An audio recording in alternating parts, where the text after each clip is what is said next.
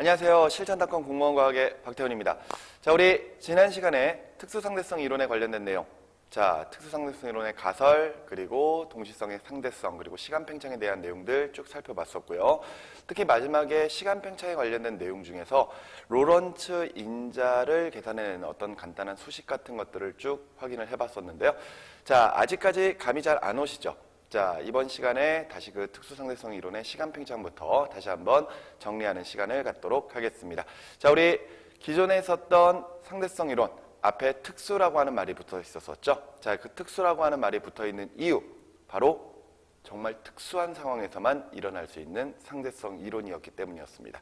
자, 바로 그 특수라고 하는 상황 자체가 이 관성 좌표계, 그러니까 빠르게 움직이는 좌표계 내에서 일어날 수 있는 상대성 이론이었고요. 또 하나, 그 좌표계가 거의 광속에 가까운 속력으로 움직여야지만이 가능한 그런 상대성 이론이다라고 이제 말씀을 드렸었죠. 따라서 우리 주변에서 쉽게 경험해보지 못하는 그런 상대성 이론입니다.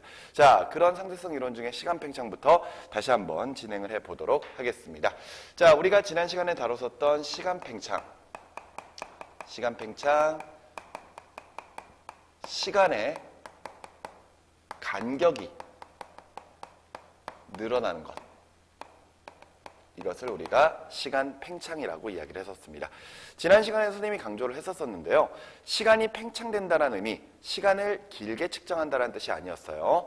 도리어 시간을 짧게 측정하는 것이 시간 팽창이었습니다. 바로 시각과 시각 사이의 간격이 늘어나는 것을 우리가 시간 팽창이라고 표현했었죠. 자, 지난 시간에 들었었던 예는 이런 예가 있었습니다.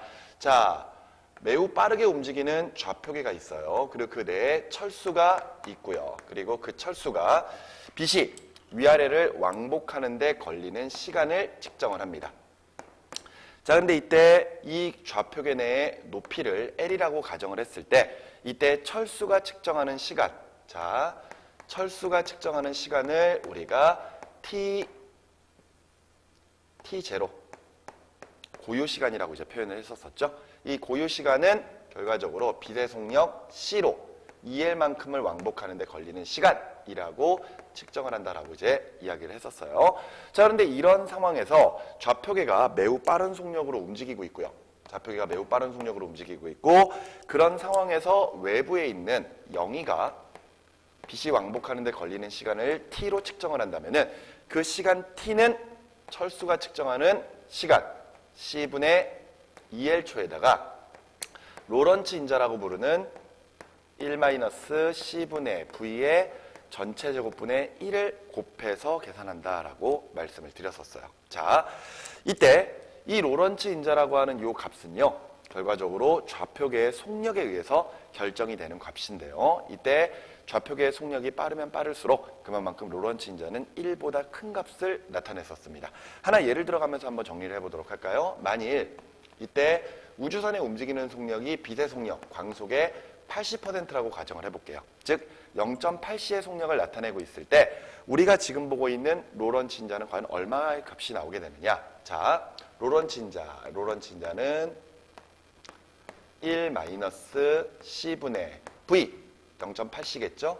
0.8C의 전체 제곱분의 1 이렇게 이제 계산을 해주면은, 자, CC 소거되죠? C도 숫자예요. 자, 그렇게 되면은 지금 0.8을 제곱하면은 0.64 나오게 될 것이고요. 따라서 1에서 빼주게 된다면은 루트 0.36분의 1이 나오겠네요. 그죠? 그러면은 이때 0.36은 100분의 36이니까 역수치해 주게 되면은 36분의 100. 따라서 루트 풀어주게 되면은 결과적으로 그 값은 6분의 10, 즉 5분의 3 정도가 나오겠구나라고 이제 우리가 정리를 할 수가 있을 겁니다. 자, 만일 좌표계가 0.8C의 속력으로 움직이고 있는데요. 만일 철수가 빛이 왕복하는 데 걸리는 시간을 6초로 측정했다라고 가정을 해볼게요. 그렇다면은 이때 외부에서 측정하고 있는 영이는 철수가 측정하는 고유시간 6초에다가 로런츠 인자 6분의 10을 곱해주겠죠? 따라서 몇 초로 측정할 것이다? 그렇습니다. 10초로 측정할 것이다.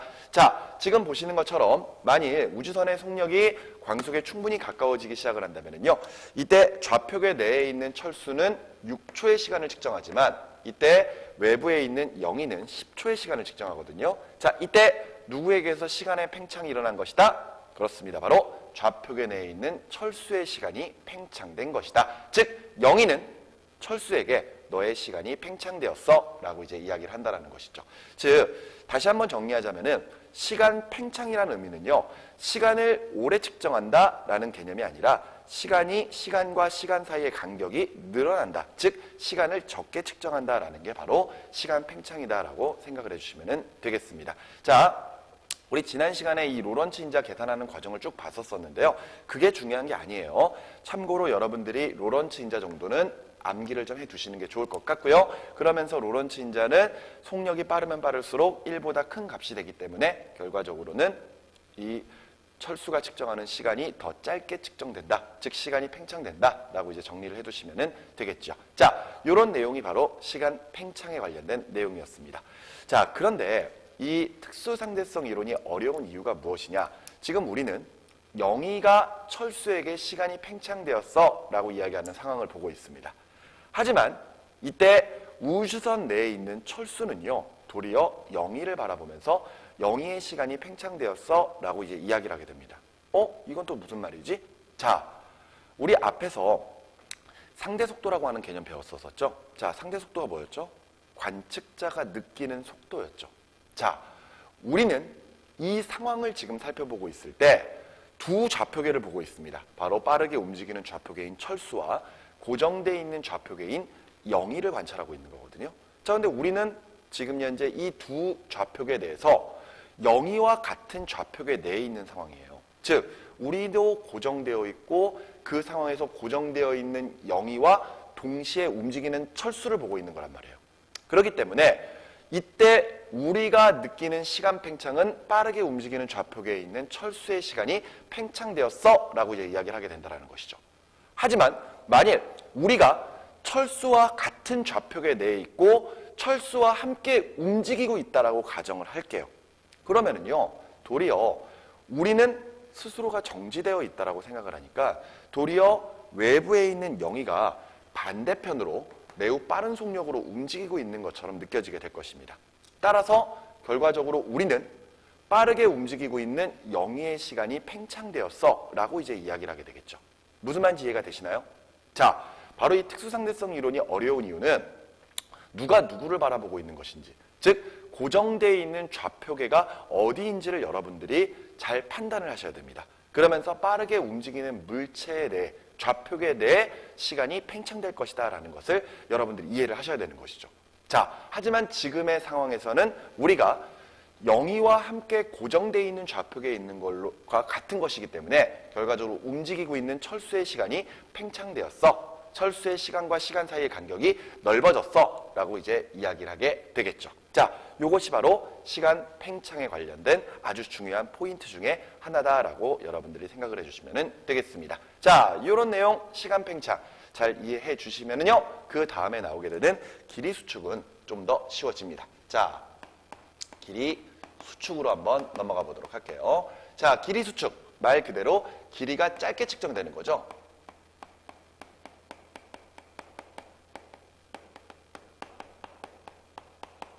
자, 한번 이런 상황을 한번 생각을 해보도록 할게요.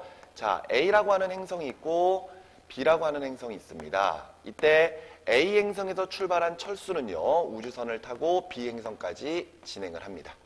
그런데 이때 A 행성에 서 있는 영희가 그 모습을 바라보고 있어요. 자, 그런데 이때 철수는 A 행성에서부터 B 행성까지 가는데 걸리는 시간, 즉 빠르게 움직이는 좌표계에 대해서 측정하는 시간이니까 T0가 되겠죠. 그 T0의 시간을 6년으로 측정을 합니다. 즉 A에서부터 B까지 가는데 6년의 시간이 걸려 라고 이제 이야기를 하고 있어요. 자, 그런데 이때 우주선의 속력이 0.8c의 속력으로 진행을 한다. 그렇다면은 이때 영희가 측정하는 시간 T는요, 철수가 측정하는 시간 고유 시간에다가 로런츠 인자를 곱해서 이제 계산을 하겠죠. 자, 근데 우리 앞에서 계산해 봤던 것처럼 만일 0.8c의 속력으로 움직이게 되면은 이때 로런츠 인자 값은 6분의 10이 나옵니다. 따라서 영희가 측정하는 시간은요, 철수의 시간 6년에다가 얼마를 더 곱하면 되죠? 6분의 10 로런츠 인자를 더 곱해주면 되겠죠. 자, 따라서 걸리는 시간이 10년이라고 측정을 할 거예요. 자, 여기서도 마찬가지로 시간 팽창에 대한 이야기가 다시 한번 나왔습니다. 누가 시간이 팽창된 것? 그렇습니다. 철수의 시간이 팽창된 거예요. 자, 이렇게 해서 각각 철수와 영희는 A에서부터 B까지 가는데 걸리는 시간을 서로 다르게 측정을 하고 있습니다. 철수는 6년, 그리고 영희는 10년의 시간으로 각각 측정을 하고 있는 것이죠. 자, 그런데 이제는 한번 A 행성에서부터 B 행성까지의 거리를 한번 좀 측정을 해보도록 할게요. 자, 우리 속력은 시간분의 거리니까요. 거리는 속력 곱하기 시간으로 해주면 되겠죠. 자, 그렇다면은요, 이때 철수가 측정하는 거리가 있을 것이고 영희가 측정하는 거리가 있을 거예요. 자, 이때 철수의 거리를 L이라고 할 거고요. 그리고 영희의 거리를 L0라고 하도록 하겠습니다. 자, 이때 거리는 속력 곱하기 시간이니까, 자, 철수는 우주선의 속력 0.8c의 속력으로 6년을 가는 거리를 측정을 할 거예요. 자, 여러분들 광속은 빛이 1년간 가는 거리죠. 이때 1년간 가는 거리를 우리가 1광년이라고 표현하고 LY라고 적기도 합니다. 자, 따라서 철수는 이때 A에서부터 B까지 가는데 6년의 시간이 걸렸다라고 측정을 하고 있기 때문에 그 거리를 68, 48, 4.8 광년으로 측정을 할 거예요. 즉, 빛의 속력으로 진행을 한다면 이때 A에서부터 B까지 가는 데는 4.8년의 시간이 걸려라고 이제 이야기를 하게 되는 것이죠. 자, 근데 영희는 어떨까요? 영희도 역시 동일하게 0.8c의 속력으로 지금 현재 우주선이 움직이고 있는데 A에서부터 B까지 가는데 얼마의 시간으로 측정을 했죠? 그렇습니다. 10년의 시간으로 측정을 했죠. 그 말은 A에서부터 B까지의 거리를 몇 광년? 그래요. 8광년으로 측정을 할 것이라는 이야기입니다. 철수가 측정하는 거리와 영희가 측정하는 거리가 다르네요. 결과적으로 철수가 측정하고 있는 시간과 그 다음에 영희가 측정하고 있는 시간이 서로 다르다 보니까 지금 현재 두 사람이 측정하고 있는 거리가 서로 다르게 측정되는 이런 모습을 볼 수가 있는 것이죠. 자, 여기서 이제 우리가 보는 길이 수축이라고 하는 것은 무엇이냐? 이때 A에서부터 B까지의 거리를 나타낼 때요. 이때 A에서부터 B까지의 실제 거리, 고유 길이를 우리가 L0라고 표현합니다. 이때 이 고유 길이는 영희가 측정하고 있는 길이가 고유 길이에요. 자, 여기서 말하는 이 고유 길이는요, 정지한 좌표계에서 측정한 거리를 우리가 고유 길이 혹은 고유 거리라고 표현을 합니다. 즉, 두 행성에 대해서 영희가 정지되어 있기 때문에 그 영희가 측정하고 있는 길이가 바로 고유 길이가 돼요. 고유 길이. 자, 그러면서 빠르게 움직이는 좌표계 내에서 측정하고 있는 거리가 L이거든요. 이때 길이 수축은 이때 빠르게 움직이는 좌표계 내에서 측정하고 있는 거리 L은 정지한 좌표계 내에서 측정하는 거리 고유 길이 L0에다가 로런츠 인자의 역수값을 곱해주는 것으로 측정을 하게 됩니다. 자, 그 말인즉슨 이때 철수가 측정하고 있는 거리 L은요, 영희가 측정하고 있는 거리 L0 얼마였죠? 8광년이었죠? 8광년에다가 앞서 로런츠 인자가 6분의 10이라고 얘기했습니다. 그것의 역수값이에요. 그렇다면 얼마 곱해주면 되죠? 그렇습니다. 10분의 6 곱해주면 되죠? 그러면 얼마 나와요? 똑같이 4.8광년 나오는 것 확인할 수가 있습니다. 즉, 이런 식으로 해서 빠르게 움직이는 좌표계 내에서 측정하는 거리가 짧아지는 현상을 우리가 길이 수축이라고 표현을 합니다. 지금 현재 영희는 A에서 B까지의 거리가 이만큼이라고 측정을 한다면요, 이때 철수는요, 그 거리가 짧아지니까 A와 B 사이의 거리가 이렇게 가까워지는 모습으로 느껴지게 될 것이다라는 이야기가 되는 것이죠. 자, 이것이 바로 길이 수축입니다.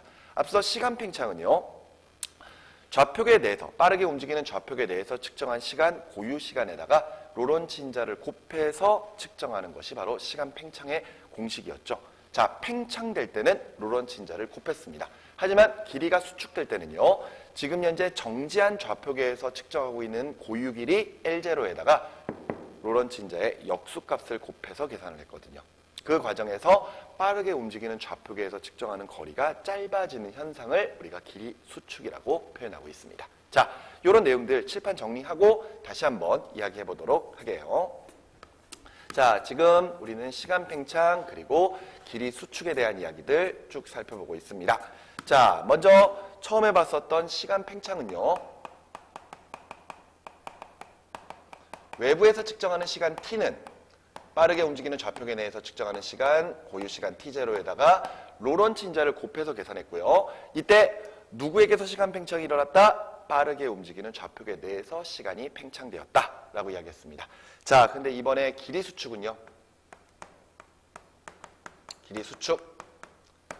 이때 빠르게 움직이는 좌표계 내에서 측정하는 거리 L은 정지한 좌표계에서 측정하는 거리 L0에다가 로런츠 인자의 역수값을 곱해주는 것.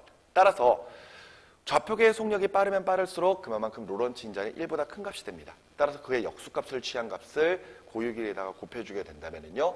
L과 L0를 비교했을 때 누가 더 길 것이다? 그렇습니다. L0가 더 길게 측정될 것이다. 고유 길이가 더 길게 측정될 것이다. 움직이는 좌표계에서는 길이를 짧게 측정한다라는 이런 개념이 되겠습니다. 자, 이런 내용이 길이 수축과 관련되어 있는 내용이에요. 자, 그런데 여기서 우리가 앞서 시간 팽창에서도 영희가 철수에게 시간이 팽창되었어 라고 이야기할 수 있는 것처럼 거꾸로 철수가 영희에게도 시간이 팽창되었어 라고 이야기할 수 있는 상황이 있다라고 이야기했었죠. 자, 이번에 길이 수축에서도 이런 상황을 한번 좀 생각해 보도록 할게요. 자, 앞서 봤었던 상황은 이런 상황이었습니다. A에서부터 B까지 행성의 거리를 측정할 건데요. 이때 우주선을 타고 있는 철수가 측정하는 거리는 L이었고요. 그 다음에 정지한 좌표계에서 측정하는 영희의 거리는 L0였습니다. 이때 길이 수축은 빠르게 움직이는 좌표계 내에서 측정하는 거리 L이 더 짧아졌었죠. 그죠? 그래서 L은 L0보다 더 짧다라고 이제 이야기를 했습니다. 자, 그런데 이런 상황에서요. 철수가 타고 있는 우주선이 있어요. 철수가 타고 있는 우주선이 있는데 이 내부에서 철수가 우주선의 길이를 측정합니다. 우주선의 길이를 측정할 거예요. 그리고 마찬가지로 행성에 서 있는 영희가 역시 마찬가지로 저 우주선의 길이를 측정을 하도록 하겠습니다. 자, 그 상황에서요. 역시 고유 길이가 나타나야 되거든요. 자, 그렇다면은 이때 만약 우주선의 길이를 측정하게 된다면은 이때 그 길이 중에 고유 길이는 영희가 측정하는 게 고유 길이일까요? 아니면은 철수가 측정하는 게 고유 길이일까요? 자, 앞선 상황에서요. 지금 현재 요 L0는 누가 측정하는 것? 그래요. 영희가 측정하고 있는 것이 바로 고유 길이가 됐었고요. 요 L, 길이 수축이 일어나는 거리는 바로 철수가 측정하고 있는 거리였죠. 자, 그런데 이 상황을 좀 볼까요? 이 상황에서 지금 우주선의 길이를 측정할 거예요. 그런데 거기서 누가 측정하는 게 고유 길이냐 이거죠. 자, 우리 고유 길이라고 하는 것은 그 길이를 재는 대상에 대해서 정지되어 있는 좌표계에서 측정하는 거리가 고유 길이라고 말씀을 드렸습니다. 그 말인즉슨 우주선이 빠른 속도로 움직이고 있을 때 이때 우주선에 대해서 정지되어 있는 사람은 철수예요, 영이에요? 그렇죠. 바로 철수입니다. 바로 이 철수가 측정하는 거리가 바로 L0가 되는 거죠. 자, 이때 우주선의 길이는 철수가 측정하는 게 바로 우주선의 고유 길이에요. 그렇다면은 영희가 측정하는 거리가 결과적으로 길이가 수축이 되는 것이 되겠죠.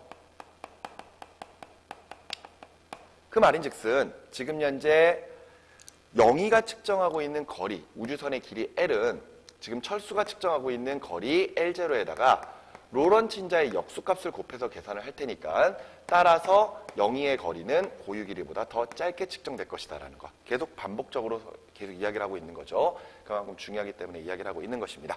자, 이런 상황에서 결과적으로 철수가 측정한 우주선의 길이가 만일 요만하다면요. 이때 영희에게서는요. 우주선의 길이가 수축되는 현상이 일어나게 됩니다. 이때 길이 수축은 움직이는 방향으로만 길이 수축이 일어나거든요. 그 말인즉슨 우주선의 높이는 아무런 상관이 없어요. 하지만 이때 우주선이 움직이는 방향에 대해서는 길이의 수축이 일어나기 때문에 우주선이 도리어 이렇게 짧게 측정될 것이다라는 거. 이게 바로 철수가 측정하는 것이고 이게 영희가 측정하고 있는 우주선의 모습입니다. 자, 이게 바로 길이 수축에서 여러분들이 또 하나 알아둬야 될 하나의 포인트예요. 자, 하나의 상황을 보여주고요. 자, 만일 두 행성 사이의 거리를 가지고 이야기한다면은 이때 길이 수축이 일어나는 대상은 누구? 바로 움직이는 철수. 자, 하지만 이 상황에서 우주선의 길이를 측정하게 된다면은 우주선에 대해서 움직이고 있는 좌표계에서 길이 수축이 일어나기 때문에 길이를 짧게 측정하는 것은 누구? 그렇습니다. 0이.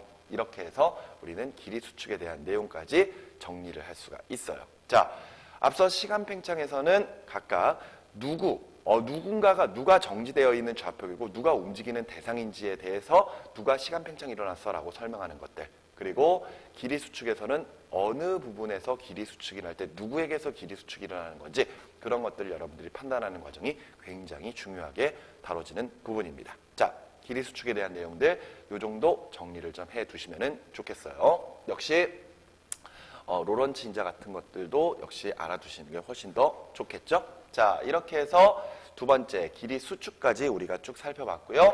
자, 이번에는 질량 팽창에 대한 이야기 한번 보도록 하겠습니다. 질량 팽창. 자, 말 그대로 질량이 증가한다라는 뜻이 되겠죠? 자, 근데 이 질량이 팽창된다라는 의미 어떤 의미냐? 자, 예를 들어서 정지되어 있는 어떤 물체가 있고요. 그 물체의 질량을 M0, 우리가 고유 질량 혹은 정지 질량이라고 표현을 하겠습니다. 근데 이 물체가 속력을 가지고 움직이기 시작을 해요. 이때의 질량을 M이라고 가정을 할게요. 그런데 이때 물체가 움직이는 동안에 질량이 커질 수 있어 라고 이야기하는 것이 바로 질량 팽창입니다. 무슨 말이에요? 질량이라고 하는 것은 물체의 고유한 값이기 때문에 변하지 않는 값 아닌가요? 라고 이야기하는 친구들이 있습니다. 맞습니다. 우리가 보통 질량과 무게라고 하는 개념을 배울 때 질량은 물체가 가지고 있는 고유한 값, 따라서 변하지 않는 값이라고 표현을 하거든요. 그런데 여기서는 질량이 변한다라고 이야기하고 있어요. 우리 주변에서는 이런 식으로 질량이 변하는 경우를 경험하기가 힘듭니다. 하지만 실제로 일어나는 현상이에요. 왜 우리 주변에서 실제로 이런 것들을 경험하기 힘들까요? 그렇습니다. 특수상대성 이론이기 때문이죠. 바로 광속에 가까운 속력으로 움직이는 물체가 이런 현상이 일어나는 거거든요. 자, 우리 앞서 시간이 팽창된다라고 이야기했을 때 고유 시간에다가 로런츠 인자를 곱했죠. 자, 근데 반대로 수축된다라고 이야기했을 때는 로런츠 인자의 역수값을 곱했습니다. 그렇다면 질량이 팽창된대요. 그렇다라는 것, 바로 움직이고 있는 물체의 질량은 정지 상태의 질량 M0에다가 뭐를 곱하자? 그렇습니다. 로런츠 인자를 곱해서 계산하자라고 우리가 이야기할 수가 있는 것이죠. 자, 팽창된다 이러면은 로런츠 인자를 곱하면 되고요. 수축된다 이러면은 로런츠 인자의 역수값을 곱해주면 됩니다. 즉, 빠르게 움직이는 물체일수록 로런츠 인자의 값이 1보다 큰 값을 나타내버리기 때문에 결과적으로 질량이 더욱더 증가될 것이다 라는 게 바로 요 질량 팽창입니다. 여러분들 혹시 뇌 그리고 개미 이런 소설, 나무 이런 소설을 지었던 작가 베르나르 베르베르의 소설 중에서 혹시 빠삐용이라고 하는 소설을 읽어보신 분이 있는지 모르겠네요. 자, 그 빠삐용이라고 하는 소설이 이런 내용입니다. 지구상에서 일어나는 여러 가지 범죄나 이런 것들에 대해서 이제 환멸을 느끼고 거기에 대해서 이제 실증을 느낀 사람들이 지구와 같은 행성으로 이주해가는 과정을 이제 소설로 만들어낸 게 이제 빠삐용이라고 하는 소설이거든요. 자, 그래서 그 사람들이 이제 우주선을 타고 우주 공간을 지나서 지구와 똑같은 또 다른 외계 행성으로 이제 가는 과정이 쭉 그려지는데 이때 그 행성까지의 거리가 너무 멀어요. 너무 멀어서 한 세대 내로 도착을 할 수가 없습니다. 그래서 우주선 내에다가 실제로 지구와 같은 환경을 꾸며놓고 거기서 사람들이 살아가면서 실제로 결혼을 하고 자식을 낳고요. 그리고 그 자식이 또다시 커서 결혼을 하고 또 자식을 낳고 그러면서 언젠가 나의 후손이 정말 청정한 지구에 도달해서 새롭게 살아가기를 원하는 사람들의 이야기를 그려놓은 게 바로 그 빠삐용이라고 하는 소설이란 말이에요. 그런데 그 빠삐용이라고 하는 소설을 보다 보면은 이때 우주 공간을 날아가고 있는 우주선의 속력이 점차 빨라져서 광속에 도달하는 과정을 설명하는 내용이 나오거든요. 자, 그런데 그 빠삐용이라고 하는 소설에서는 그런 내용들을 어떻게 설명을 하고 있는 것이냐? 이때 우주 공간이 무중력에 마찰이 없는 공간이라고 우리가 생각하고 있기 때문에 우주선이 연료를 분사하면서 가속을 시작하면은요, 이때 속력이 점차 빨라지겠죠? 근데 어느 순간에 연료 분사를 중지하고 엔진을 끈다고 하더라도 결과적으로 관성 상태를 유지하면서 우주선이 그 속력 그대로를 유지하면서 앞으로 나아갈 것이라는 이야기입니다. 그러면서 점차 우주선의 속력을 빠르게 점점 높여가기 시작한다면요, 언젠가 광속에 딱 도달하면서 그 속력 그대로 유지할 수 날아갈 것이다. 이런 관점 내에서 결과적으로 우주선의 속력이 광속에 도달하는 것을 설명하고 있습니다. 그건 내용을 보다 보면은 베르나르 베르벨은 정말 머리가 좋은 사람이구나라고 생각을 들기도 하는데요. 그 상황은 불가능합니다. 왜 그러느냐? 우리 주변에 있는 물체들이요, 아무리 빠르게 움직인다고 하더라도요, 결과적으로 광속에 가까워질 수 있을지언정 광속과 같아지거나 혹은 광속보다 더 빨라질 수 없다라는 그런 상황이 있거든요. 즉, 실질적으로 우주선이 광속에는 도달할 수 없는 상황이 되는데 그 이유를 설명할 수 있는 게 바로 이 내용입니다. 질량 팽창. 자, 빠르게 움직이는 물체는 결과적으로 질량이 증가하게 되어 있어요. 그 말인즉슨 우주선의 속력이 충분히 빨라지기 시작하면요, 그 다음부터는 우주선의 질량 자체도 기하급수적으로 증가하기 시작할 거라는 이야기입니다. 그 말은 기존에 연료를 분사해서 힘을 가하니까 그에 따라서 물체의 가속도가 생기면서 물체는 속력이 빨라지는 거잖아요. 그런데 우주선의 질량이 커져버리면요, 이때 힘을 가한다고 하더라도 그에 따라 생기는 가속도의 크기는 점차 작아지게 될 것이고요. 계속해서 속력이 더욱더 빨라지면 빨라질수록 결과적으로 가속도는 거의 0에 수렴하는 값이 돼버릴 거거든요. 그 말은 아무리 힘을 줘도 물체가 가속되지 않는 현상이 일어나게 될 겁니다. 그에 따라 결과적으로 물체의 속력은 절대 광속과 같아질 수가 없는 상황이 돼버리는 거죠. 자, 그런 내용을 설명하는 것이 바로 이런 질량 팽창에 해당하는 내용이고요. 만일 물체가 속력을 가지고 있으면은 그 속력에 해당하는 에너지가 생길 겁니다. 바로 우리가 앞 시간에 배웠었던 운동 에너지죠. 바로 2분의 1 mv의 제곱. 자, 그런데 이때 물체가 충분히 빨리 움직이게 된다면요, 이때는 속력에 해당하는 물리량에 의해서 결과적으로 에너지가 증가하기도 하겠지만 결과적으로 요거 질량도 증가하기 때문에 그 질량에 의해서도 에너지가 생성될 것이다 라고 이제 우리는 생각할 수 있습니다. 질량이 증가하니까 에너지가 증가하네요. 그래서 바로 아인슈타인은 우리 교재 페이지 38쪽에 나와 있죠. 바로 질량, 에너지 등가의 법칙을 이야기를 합니다. 자, 질량, 에너지 등가의 법칙. 말 그대로 질량과 에너지는 서로 같은 거야 라는 뜻이 되는 거죠. 자, 우리 많이 봤던 공식이죠. 공식 에너지 E는 mc 제곱. 자, 바로 에너지는 그 물체의 질량에다가 광속의 제곱을 곱해서 계산한다. 자, 이것이 바로 질량, 에너지 등가의 법칙입니다. 자, 광속이라고 하는 것 정해져 있는 값이죠. 따라서 결과적으로 그 물체가 가지는 에너지는 질량에다가 정해져 있는 값을 곱하는 것이기 때문에 결과적으로 에너지는 곧 뭐에 비례한다? 그렇습니다. 질량에 비례한다. 이 내용이 바로 질량, 에너지 등가의 법칙입니다. 따라서 물체의 질량이 증가하면 증가할수록 그 질량에 해당하는 것만큼 에너지도 증가할 것이야 라고 이야기를 하고 있는데요. 바로 이런 내용으로 가지고 설명할 수 있는 내용이 바로 우리 주변에서 일어날 수 있는 수소, 핵, 융합 반응입니다. 자, 일반적으로 핵융합 반응이라고 표현하는 것은요, 가벼운 원자핵이 합쳐져서 무거운 원자핵이 되는 과정을 이야기하는 건데요. 특히나 이제 수소핵 융합 반응 같은 경우에는 바로 별의 에너지원입니다.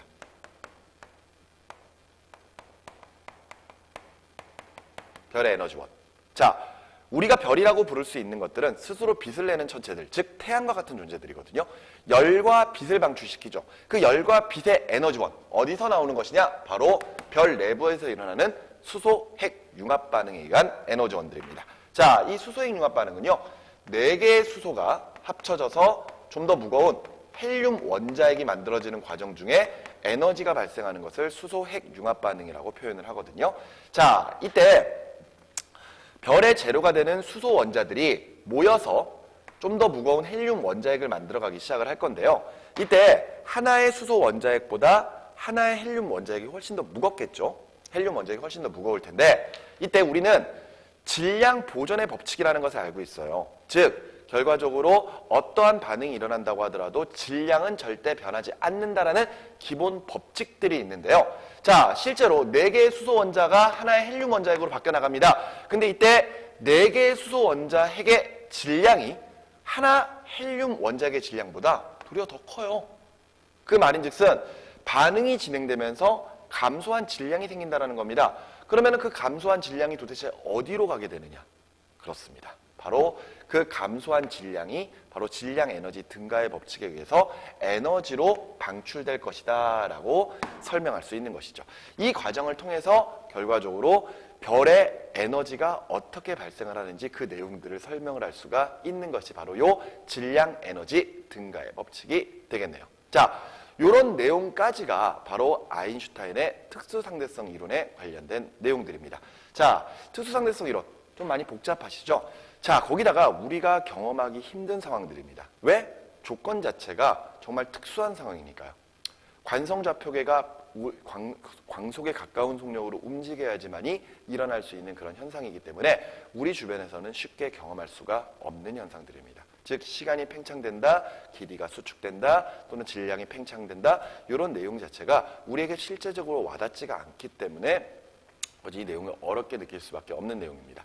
하지만 결과적으로 이런 내용들이 특수상대성 이론에 대한 내용들이기 때문에 여러분들이 그런 개념 자체를 좀 정확하게 이해를 해주시는 게 좋을 것 같아요. 정말 문제를 어렵게 낸다면 어떤 계산 자체들을 가지고 어렵게 낼 수가 있겠지만 우리가 지금 다루고 있는 공무원과학에서는 아주 심도 있는 내용보다는 결과적으로 어떤 내용이 특수상대성 이론에 포함이 되어 있는 것인가, 그리고 만일 시간이 팽창된다면 누구에게서 시간이 팽창된 것이고 길이가 수축된다면 누구에게서 길이가 수축될 것인가, 그런 정도까지만 여러분들이 알고 계셔도 충분히 문제에 적용을 시켜 나갈 수 있을 거라고 생각을 합니다. 하지만 분명히 쉽지는 않은 내용이기 때문에 여러분들이 그런 내용들을 문제를 통해서 다시 한번 이 반복적으로 학습해보는 그런 시간을 좀 충분히 가지셔야 될 것 같습니다.